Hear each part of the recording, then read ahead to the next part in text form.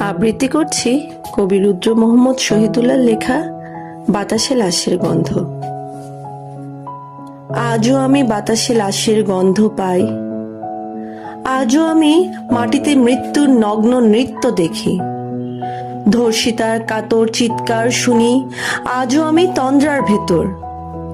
এদেশ কি ভুলে গেছে সেই দুঃস্বপ্নের রাত, সেই রক্তাক্ত সময়?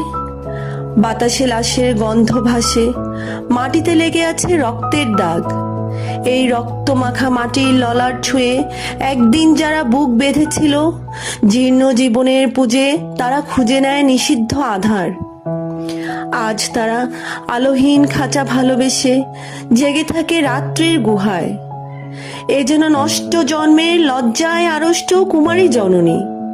স্বাধীনতা এ কি তবে নষ্ট জন্ম?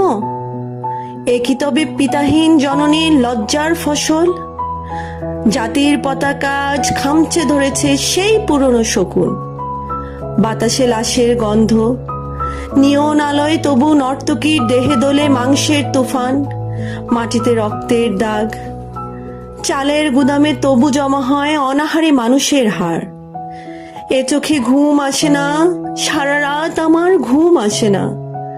তন্দ্রার ভেতরে আমি শুনি ধর্ষিতার করুণ চিৎকার, নদীতে পানার মতো ভেসে থাকা মানুষের পচা লাশ, মুন্ডহীন বালিকার কুকুরে খাওয়া বিভৎস শরীর ভেসে ওঠে চোখের ভেতরে।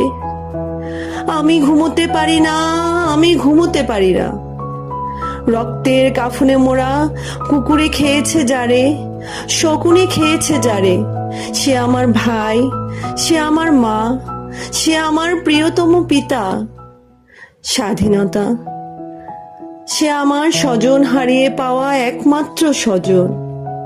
স্বাধীনতা সে আমার প্রিয় মানুষের রক্তে কেনা অমূল্য ফসল। ধর্ষিতা বনের শাড়ি ওই আমার রক্তাক্ত জাতির পতাকা। ধর্ষিতা বনের শাড়ি ওই আমার রক্তাক্ত জাতির পতাকা।